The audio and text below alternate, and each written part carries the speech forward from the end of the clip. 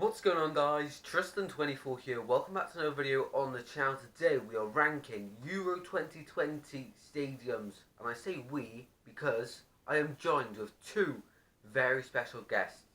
The one and only Kieran Webster, and of course the incredible King Rads. That is right, we've got two people joining me with this video. They'll be giving their thoughts on the stadiums as well as I will be giving my thoughts on the stadiums as well. 51 games split up into these 11 stadiums for 1 month worth of games to decide one winner. Who will that winner be, and who will win the trophy at Wembley? Of course, that is where the final is being played. Well, let's get straight over to our guests, see how they're doing. Alright, so Tristan, of course, as you would have been able to tell by now, has asked me to rank every single Euro stadium at the Euros, believe it or not. There's 11 grounds, let's do it. Before we do, I'll just quickly say, subscribe to Tristan24. Quality lad, I've known him quite a long while now. He's been on my channel before, I've been on his before. Very good guy. Subscribe to him. And if you could, be so kind and subscribe to my channel. I do lots of very similar stuff to what he does. Anyway, enough self-promotion. Let's do it. Hello, my name's Kieran and this is a video for Tristan's channel where I'm going to be ranking the Euro 2020 stadiums. The first stadium to talk about is the Johan Cruyff Arena. Will host 4 games during the tournament, and it's got a capacity of 55,500. And it is also the home to Ajax Football Club. It is 75 metres tall as well. So, looking at the arena, really nice stadium, of course. Home to Ajax. I love the roof design. Very big stadium as well. The fans are reasonable distance away from the pitch as well. You can get a really good atmosphere in that ground. Really like it, and I know it's the first stadium, but I've gone for 10 out of 10. Let's see what Rads and Kieran have gone for. First stadium, Johan Cruyff Arena, home of Ajax, of course. The Dutch will play here. Iconic ground, of course, named after Johan Cruyff, like I just said. He's literally got a football skill move named after him. Legendary player, one of the best of all time. As for the stadium, I mean, I'm not really someone that pays that much attention to stadiums. I've never really spoken about them that much before, but when it comes to this, you can't really go wrong with it. It's quite a square, rectangular shape, kind of rounded off. It's obviously not got any gaps like with some stadiums have, like with Forest, for instance. If you couldn't tell, that's my club. Yeah, it's a good ground. I like the fact that they've got, from my access point of view anyway, all of the trophies that they've won on the outside of each stand. That's pretty cool, that. Good stadium. We'll give it a 9 out of 10. Johan Cruyff Arena. Based in Amsterdam, which is obviously Netherlands, Holland. Looks very good up-to-date stadium, and it plays host to Ajax, I believe. And yeah, has a retractable roof, so the matches can be played no matter what the weather is, whether it's snowing or hailing or whatever. I think it's a pretty impressive stadium. I'm going to give it an 8 out of 10. Next up is the Olympic Stadium. Not West Ham's home. It's Olympic Stadium in Baku. It will host 4 games overall. It's got a capacity of 69,870, and it is also 60 metres tall. Not a big fan of this stadium, to be honest. The stand behind the goal is very far away from the pitch. Not the biggest fan of it. It's quite open, which I quite like. It's 2 tiers all the way around, I think so. And then on the top bits on the side, they have a 3rd tier. It's nice, it's just the fans are way too far away, and it's very open. So, not the biggest fan of this one. I'll give it 5 out of 10. Will Rads and Kieran have different views on this one? Let's find out.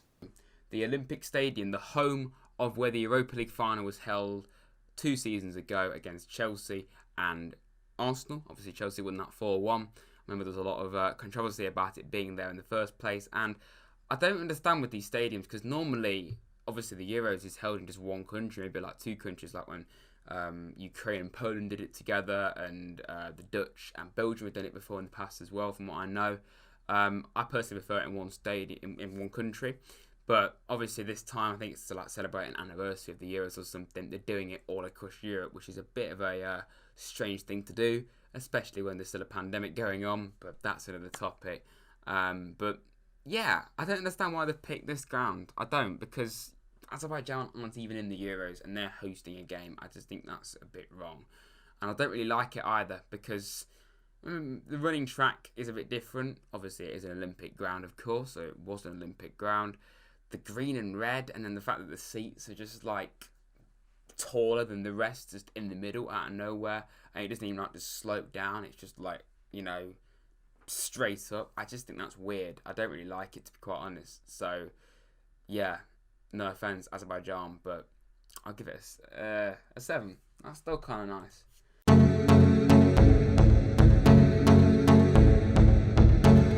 Next up is the Arena Nacional. It will host 4 games during the tournament. It's got a capacity of 55,634. I quite like the stadium, to be honest. I love the screen coming down from the centre. I guess that's a scoreboard and that sort of things, instead of having it in the stands. Of course, or hanging down from the roof behind the goals. I really like it in the centre, to be honest. Really cool. I love how it's 2 tiers all the way around. The fans aren't too far away from the pitch. Everything fits in so well. It's not too open as well. Really good atmosphere if that was packed out. And, you know, I think this one has to be 9.5 out of 10. Let's see. Rads and Kieran have gone for 10. Arena Națională, somewhere. It's in Bucharest, I know that. In Romania, another country that hasn't even qualified for the Euros. Why are they hosting it? I don't understand. I swear they just picked it out of a hat. I don't know. But it's a very strange looking ground, this, in every way. The colour scheme, the actual, what do you call it? The roof, I suppose you can call it that. The shape of that. And then you look at the top of the roof, it's got like these massive poles. And then screens in the middle being held up with these, what is it? Wires, probably, most likely. Strange looking ground. Definitely unique. I'll give it an 8. Yeah, why not? It's based in Bucharest, Romania. It's a big stadium with a capacity of 55,634. The stands are very close to the pitch, so the atmosphere of when it hosts the Euro games could be good. I think England played Romania the other day. I'm going to give this one a 7 out of 10. Next up is the Puskas Arena. It will host 4 games overall during Euro 2020. It has got a capacity of 67,220 and it is 52 metres tall. I'm a really big fan of this stadium. It's basically a version of Wembley, sort of. I mean, it's not as big as Wembley, but you get Wembley vibes from it. No arch, but I don't know what's giving me Wembley vibes. I think it's the red seats all the way around. I don't know, it's just very similar. From the way I'm looking at this now, of course I'll have images on screen. It's giving me Wembley vibes. Of course, it's nowhere near as big as Wembley. Of course, it's basically a mini version of Wembley. But I really like it. It's like the last one, not, you know, massively open, and I reckon you get a really good atmosphere in that stadium. So I've gone for 9.5 out of 10. Have Rads and Kieran gone lower or higher? Puskas Arena in Hungary, of course, named a bit like the Johan Cruyff Arena after a legendary player, Federico Puskas, ex-Real Madrid, obviously, and a Hungarian legend. Hungary obviously got a very tough group with France, Portugal and Germany. They'll be lucky to get out of it. They'll play in the stadium, all but certainly. I would imagine they would. They do, in fact. But yeah, the ground, it's looking pretty good, you know. I like it's that scaffolding effect around the roof. Very different looking stadium, but it's a classic modern football ground, really, isn't it? We'll give it an 8.5. Up next is the Parken Stadium. It'll host 4 games overall, capacity of 38,070. People may not like this stadium, but I really, really, really like this one. Honestly, think it's brilliant. It looks quite old-fashioned, but I really like this. If you are from, well, UK and you like to keep an eye on EFL games like the Championship League One, this is the type of stadium that would fit right in there. Probably like Championship mid-table team stadium. You get that vibes from it. Really like it though. Every time I look at it, it just looks better and better, to be honest. This double stands, yeah, this stadium is brilliant. And I'm going to go for 3 in a row, 9.5. Have Rads or Kieran finally gone for a 10? The ground, it looks interesting. It's one of the few with gaps in between each stand. And I kind of like old school, old-fashioned football stadiums. A bit like Forest, really. We have gaps, 3 gaps in between each stand, really do. And that kind of gives me vibes about this ground because it looks a little bit like, and it'd be a lot bigger than Championship grounds, but it looks a bit like one of those. It looks like a Championship ground in ways because it's not like an arena, because most modern and top tier stadiums are just like ovals now, aren't they? Or like they all have seats everywhere. But I quite like it. I like the old school vibe about it, and I personally prefer stadiums like this. And it's unfortunate that eventually we won't have that, really. But it's a good ground. We'll give it a 9. The Parken Stadium is based in Copenhagen, Denmark, and looks a bit like, don't know if Villa Park. I think it looks a bit of the Danish version of that. The one bit I don't like is the stand. It's like 25% seats and then 75% like boxes, and it just looks like glass windows. And you don't really want to see it as a football fan, you want to see all seats. But hey, it also features a retractable roof.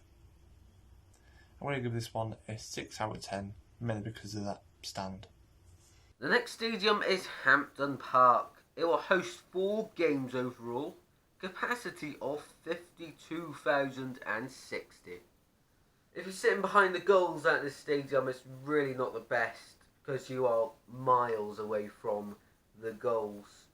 But if you're sitting at the halfway line, you have a much better seat and a much better view. I really like this stadium because of the pattern. The flag is actually the pattern in the seats. Is brilliant. You'll see an image on screen, of course, as well of the stadiums. I really like the stadium. I think the roof looks really good as well. I like it all apart from the seats behind the goals being so far back, because it's got that circle shape, but not quite circle. What I don't know what they call them, but it's like a squish circle, so the sides wider. I'll give an 8 out of 10 though, solid 8 out of 10. Hampden Park, a very iconic stadium, really. I like the fact that it's got the Scottish colours. The red obviously isn't in the Scottish flag, but Scotland have wore red in their kit many times before. The white and blue, of course, the Scottish flag at the ends. I think that's really cool. I like that. I think Wembley should have like an English flag. That would be pretty cool. And then the outside as well. The scaffolding. Not scaffolding. Why do I call it that? The scaffolding effect, if you want to call it that. It's a fantastic ground, and it's weird that like a 3rd tier club like Queen of the South, I think they're in the 3rd tier, they play at a stadium as big as this, when all their away games will be at like a 5,000 capacity ground. It isn't a massive stadium like Wembley, but it's a very good ground as well. We'll give it an 8.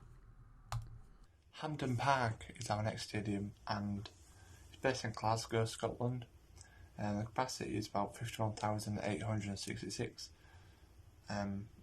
I've never been a fan of the stadium, if I'm going to be honest, because the fans are miles away behind the goals, and they're always miles away compared to, if you're sitting on the side, you're alright, but if you're on the goal, or I'm going to say corner bit, but if you're behind the goals, then you're miles away. Just because of that reason, I'm going to give it a 6 out of 10.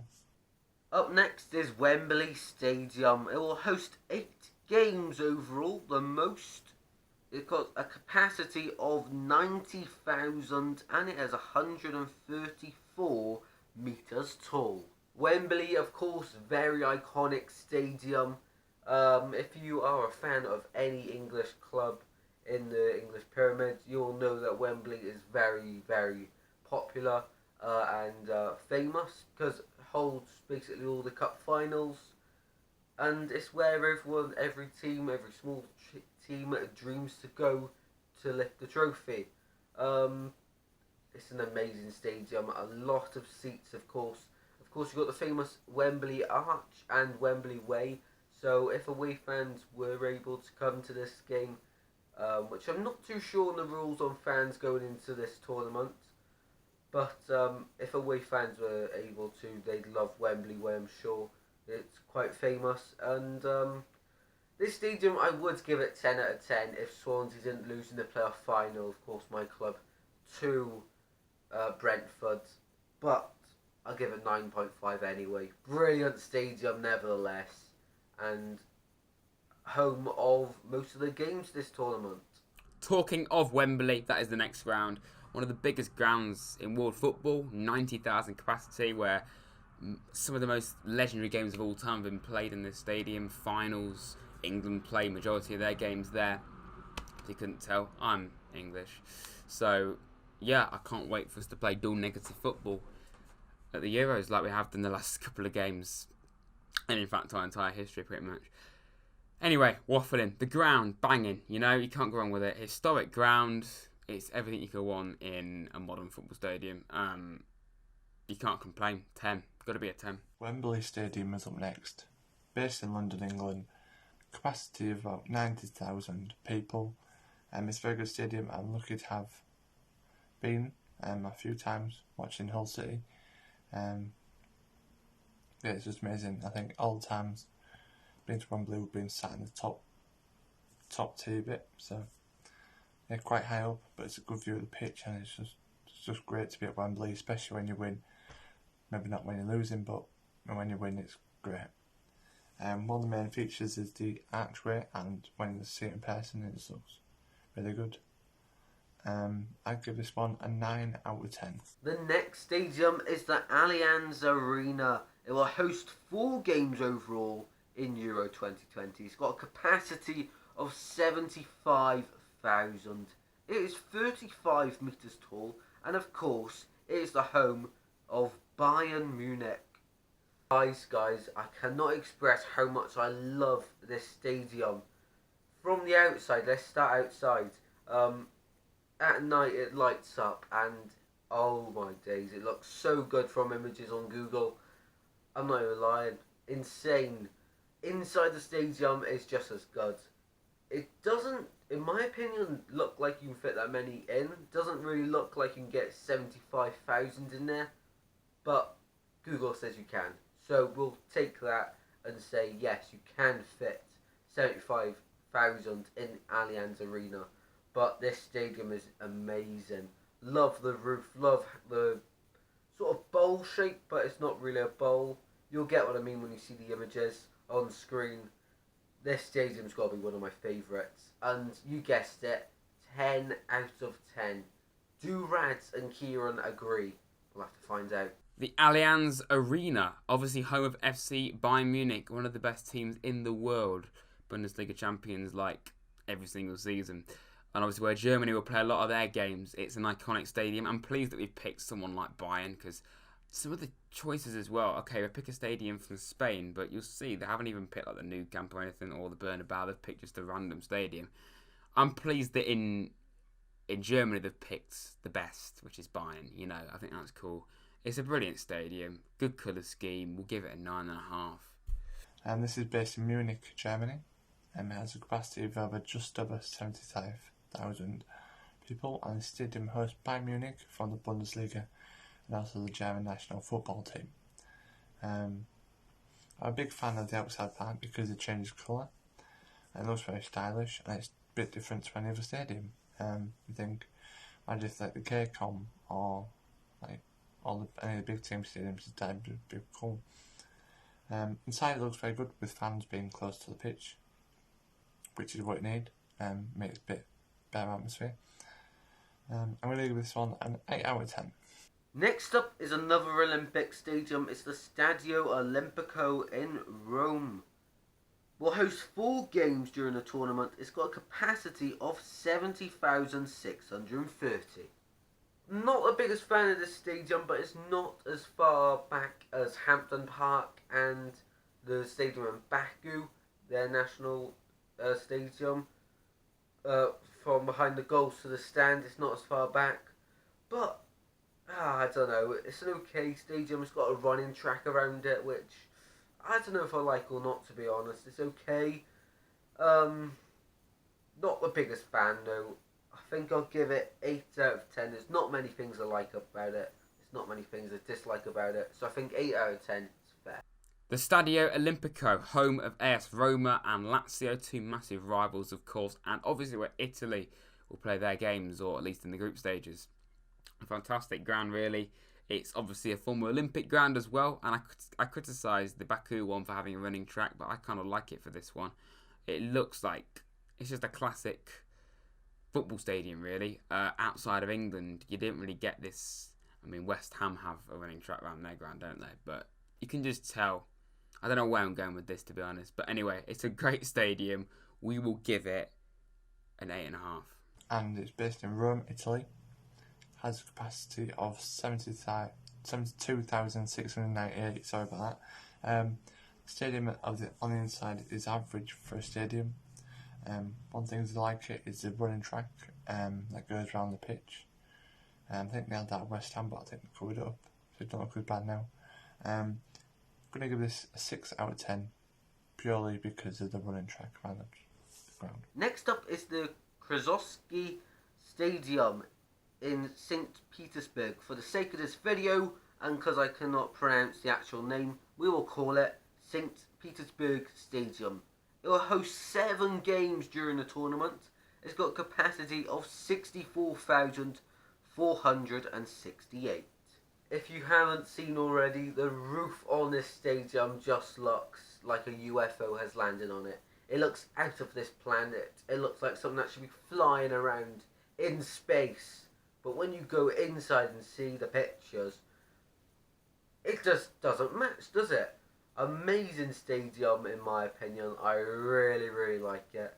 The stands seem quite steep, but there's nothing wrong with that, to be honest. Just don't go too high up if you're afraid of falling. But brilliant stadium.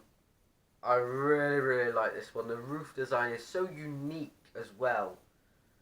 I've got to go. Go big or go home. 10 out of 10 for the St. Petersburg Stadium, because I cannot say its real proper name. Surely Rads and Kieran have got to give it a 10. Surely. 2 more grounds left. The Kontrovsky Stadium. I said that completely and utterly correctly.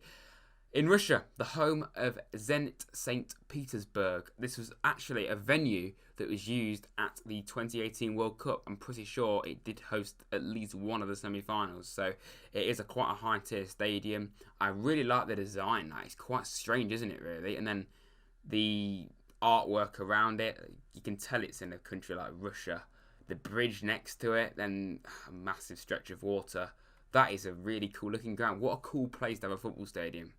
Like, brilliant. Quality stadium. We'll give that, you know what, just for the location, 10. Now we move on to the Krestovsky Stadium, or also known as the Gazprom Arena. It's based in St. Petersburg in Russia. If I'm being honest, it looks like a UFO has landed on a load of buildings. I'm sure you'll see a picture of it. Inside, however, does look pretty impressive, and the fans are quite close to the pitch, as you would expect at a stadium, so the atmosphere might be good. I'm going to give this one a 5 out of 10, purely because on the outside looks. The final stadium is the La Cartuja in Sevilla. It will host 4 games overall, and it's got a capacity of 60,000. Not the biggest fan of this stadium, and Spain to represent.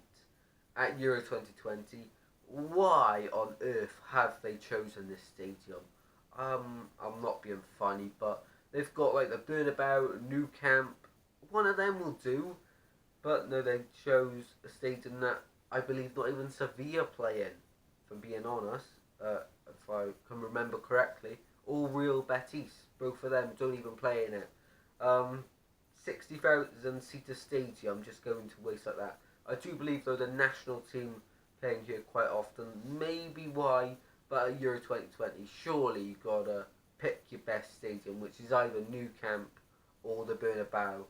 I just really don't understand that decision, but oh well. This stadium, it's got a running track around it, which means, of course, behind the goals, there's been quite a bit of distance between the stands and the actual field. And all the way around, to be honest, there's, it's quite open. Not the biggest fan, as you can tell. There's, I'm not too sure what's too good about this. I mean, the roof is cool. Behind the top stands, it looks like you can see out. Probably get a few good views in there. And that's about it. And for the views out of the, I don't know if there are windows behind the top stand or not. But for the views, we'll give it 6.5 out of 10. But honestly, I'm not the biggest fan of this stadium. Let's see Kieran and Rads' final thoughts on the final stadium, the 11th. And the final ground on this list is the La Cantorja. Totally said that completely and utterly right as well. In Spain, it isn't actually host of any club, but it's in Sevilla, and it's strange that Sevilla or Real Betis do not play there. It's actually where Spain play quite a few of their games. It's an interesting looking ground. It's a bit like the Wembley, I suppose, if you want to look at it like that, of Spain. It's a great stadium. It's not as inspiring as some of the others. The out side, when you look at it from above, is pretty interesting. I think that's safe to say that. Interesting looking ground. But yeah, I'm not a massive fan of it. We'll give it a 7.5. Last stadium is the La Cartuja Stadium, based in Seville, Spain. It's another stadium which is multi-purpose, and it has a running track around it, so I'm not a big fan of them, as you can probably tell. The fans are quite away from the pitch, but the roof of the stadium does look quite impressive, to be fair. Stylish and modern design. I'm not really a big fan of the stadium. I'm going to give it a 5 out of 10. Thanks to Tristan for inviting me on the channel. If you could subscribe to my channel and also his, that'd be great. And up the England. And yeah, that has been me ranking the Euro 2020 stadiums. I just want to say a big thanks Tristan for letting me come on our channel and being a part of the video. Yeah, so make sure you do leave a like on this video, subscribe to Tristan, and if you've got time, please subscribe to Ken Webster and the orange picture within Ken Webster. Yeah, nearly 200 subscribers, so if you could, that'd be very much appreciated. But yeah, thanks to Tristan. Go subscribe to him, he's a legend. I'll see you all in the next video. Peace. That will wrap it up for today's video then, guys. I hope you've all enjoyed it. If you have, then please smash a like on the video, subscribe to the channel if you're new, and before you go, do not forget to check the description because I have links to Rads and Kieran's channels there. Make sure to subscribe, amazing legends, and thank you so much to both of them for coming on this video. I really appreciate it. Give a few different views, of course. And yeah, really enjoyed this video. And please make sure you check their channels out. You will not regret it. Trust me on that one. But without further ado, I'll see you in the next video very soon. We're going to be doing watch-alongs for basically all the Euro games. Maybe miss a few Wales games, of course. I am Welsh, and I do support Wales in the competitions. So I'll probably be watching a few of them games with my family. So if I'm not live streaming, that's what I'm doing for the Wales games. But for the others, I'll probably give a neutral perspective on them and do watch-alongs for them, of course. So make sure you hit the notification bell so you are notified on that as well. And I'll see you in the next video very soon. Bye, guys.